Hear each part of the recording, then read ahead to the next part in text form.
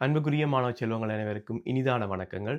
இந்த காணொளியிலே கனவளவு கொள்ளளவு சார்ந்து பகுதி ஒன்றிலே இடம்பெறக்கூடிய வினா ஒன்றும் அதற்கான விளக்கத்தினையும் பார்க்க இருக்கின்றோம். அந்த வகையிலே வினாவை கவனித்துக் கொள்ளுங்கள். 9 லிட்டர் கொள்ளளவுடைய நீர்ப்பாத்திரம் ஒன்று முழுமையாக நிரப்பப்பட்டு துளை ஏயினூடாக நிமிடம் ஒன்றிற்கு 200 மில்லிலிட்டர் நீரும் துளை பியினூடாக நிமிடம் ஒன்றிற்கு 300 மில்லிலிட்டர் நீரும் என்றவாறு வெளியேற்றப்படுகின்றது. அவ்வாறு வெளியேற்றப்படுகின்ற போது பாத்திரத்தில் உள்ள நீர் முழுமையாக வெளியேறுவதற்கு எடுக்கக்கூடிய நேரம் எவ்வளவு என்பதுதான் வினா. இந்த இடத்திலே தரப்பட்டிருக்கக்கூடிய பிரதானமான விடயங்களை கவனித்துக் கொள்ளுங்கள். பாத்திரத்தினுடைய மொத்த கொள்ளளவு 9 லிட்டர். அதே நேரம் இந்த 2 துளைகளினூடாகவும் வெளியேற்றப்படுகின்ற நீரினுடைய அளவு வேறுபட்டு காணப்படுகின்றது. எவ்வாறு என்று சொன்னால், நிமிடம் ஒன்றிற்கு துளையின் ஏயினூடாக 200 மில்லிலிட்டர் நீரும் நிமிடம் ஒன்றிற்கு துளை பியினூடாக 300 மில்லிலிட்டர் நீரும் என்றவாறு வெளியேற்றப்படுகின்றது. இந்த 2 துளைகளினூடாகவும் வெளியேற்றப்படுகின்ற நீரினுடைய அளவு வேறுபட்டு காணப்படுகின்றது. அவ்வாறு வெளியேற்றப்படுகின்ற போது முழுமையாக நீர் வெளியேறுவதற்கு எவ்வளவு நேரம் எடுக்கும்? இதிலே ஒரு விடயத்தை கவனித்துக் கொள்ளுங்கள்.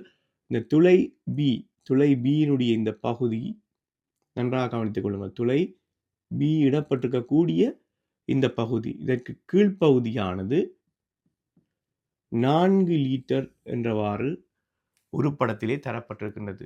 துளை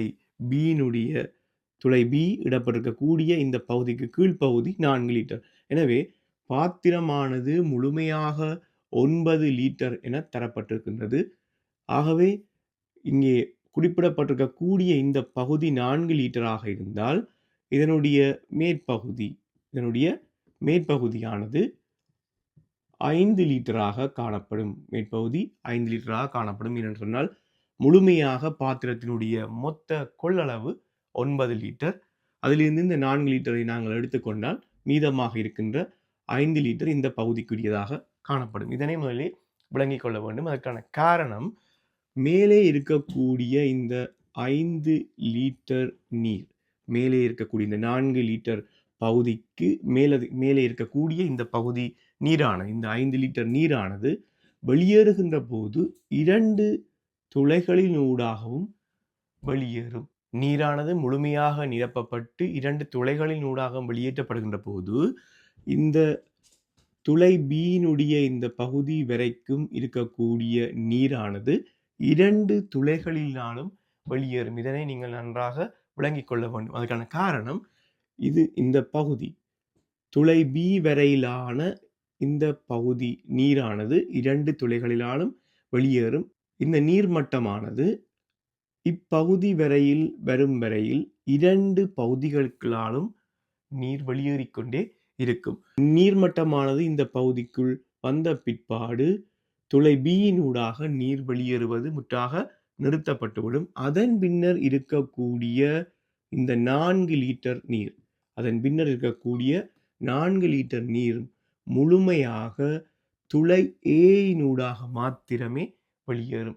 இவ்வாறான வினாக்கள் அமைகின்ற போது நான் இங்கே குறிப்பிட்ட இந்த விடயம், இந்த தெளிவு உங்களிடம் இருக்க வேண்டும். காரணம், இங்கே ஒரு துளை வழங்கப்படவில்லை, 2 துளைகள் வழங்கப்பட்டிருக்கின்றது.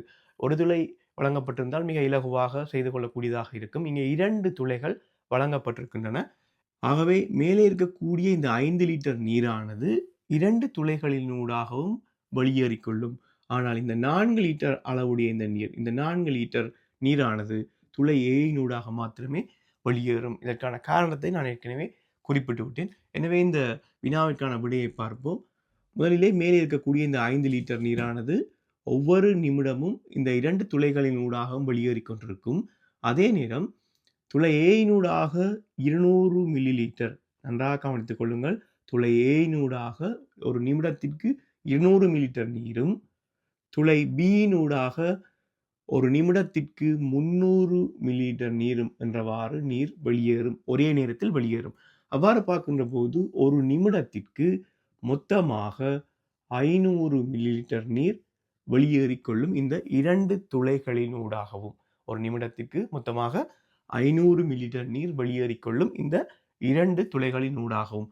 ஆகவே மேலே இருக்கக்கூடிய இந்த 5 லிட்டர் நீரானது ஒரு நிமிடத்திற்கு 500 மில்லி லிட்டர் என்கின்ற கணக்கிலே வெளியேறிக்கொள்ளும். ஆகவே 5 லிட்டர் நீராக இருந்தால் 5000 மில்லி லீட்டராக இருக்கும். 500 மில்லி லிட்டர் கணக்கிலே வெளியேறினால் 5000 மில்லி லிட்டர் நீரானது 10 நிமிடங்களில் முழுமையாக வெளியேறிவிடும். 10 நிமிடங்களில் முழுமையாக வெளியேறிவிடும். ஆகவே மேலே இருக்கக்கூடிய இந்த 5 லிட்டர் நீரானது முழுமையாக வெளியேறுவதற்கு 10 நிமிடங்கள் போதுமானதாக இருக்கும். அடுத்ததாக இந்த பகுதியை நாங்கள் பார்க்க வேண்டும். இந்த 4 லிட்டர் நீரானது நிமிடத்திற்கு 200 மில்லி லிட்டர் என்றவாறு வெளியேறிக்கொள்ளும். 4 லிட்டர் நீரானது நிமிடத்திற்கு 200 மில்லி லிட்டர் என்றவாறு வெளியேறிக்கொள்ளும். ஆகவே 4 லிட்டர் என்பது 4000 மில்லி லிட்டர். அதற்குள் எத்தனை 200 உள்ளது என்று நாங்கள் பார்த்துக் கொள்வோமாக இருந்தால் எங்களுக்கு இந்த நீர் 4 லிட்டர் நீரானது வெளியேறிக்கொள்ளுகின்ற அந்த நேர அளவு எங்களுக்கு கிடைக்கும். ஆகவே கீழ்ப்பகுதியில் இருக்கக்கூடிய இந்த 4 லிட்டர் நீரானது மொத்தமாக 20 நிமிடத்திலே வெளியேறிக்கொள்ளும். ஆகவே இந்த பாத்திரத்திலே இருக்கக்கூடிய முழுமையான நீரும் வெளியேறுவதற்கு மொத்தமாக இதிலே முதலில் நாங்கள் பார்த்தது போன்ற 10 நிமிடமும் இங்கே இருக்கக்கூடிய 20 நிமிடம் இந்த இரண்டையும் சேர்க்கின்ற போது எங்களுக்கு பாத்திரத்திலே இருக்கக்கூடிய முழுமையான நீர் வெளியேறுவதற்கு எடுக்கக்கூடிய மொத்த நேரம் எங்களுக்கு கிடைக்கும். இதிலே இந்த வினாவினை 2 பகுதிகளாக பிரித்து விளங்கப்படுத்தியிருக்கேன். அதற்கான காரணம் இங்கே 2 துளைகள் காணப்படுகின்றது. அதே நேரம் இந்த 2 துளைகளும் வேறுபட்ட இடத்திலே காணப்படுகின்றது. ஒரே இடத்திலே காணப்பட்டிருந்தால் கூட ஒரே நேரமே முழுமையான நீருமே வெளியேறிக் கொள்ளக்கூடியதாக இருக்கும். அதே இலகுவாக வினாவை செய்து பார்க்கக்கூடியதாக இருக்கும். ஆனால் இந்த வினாவிலே வேறுபட்ட இடங்களிலே 2 துளைகள் காணப்படுகின்றது. அதே நேரம் அந்த துளைகளினூடாக வெளியேறுகின்ற நீருடைய அளவும் வேறுபட்டு காணப்படுகின்றது. ஆகவேதான் நான் இந்த வினாவை 2 பகுதிகளாக பிரித்து இலகுவாக விளங்கிக் கொள்ளக்கூடிய வகையிலே தெளிவுபடுத்தி இருக்கின்றேன். நிச்சயமாக இது ஒரு பயனுள்ள வினாவாக அமையும். அதற்கான காரணம் பகுதி 1 வினாத்தாளிலே முழுமையாக நுண்ணறிவு சார்ந்த வினாக்கள் என்றவாறு இடம்பெறாது. உங்களுடைய கணித எண்ணக்கருக்களோடு தொடர்புடைய சில பகுதிகள் அவற்றிலே இலகுவாக நாங்கள் பகுதி 1 வினாக்களை அமைத்துக் கொள்ள முடியும். அவ்வாறான ஒரு வினாவுக்கான உதாரண வினாவாக இந்த வினா உங்களுக்கு அமையும். மீண்டும் இந்த வினாவை செய்து பார்ப்பதன் மூலம் கூடுதலான தெளிவை உங்களால் பெற்றுக்கொள்ளக்கூடியதாக இருக்கும். மீண்டும் இன்னொரு காணொளியிலே சந்திக்கின்றேன். நன்றி.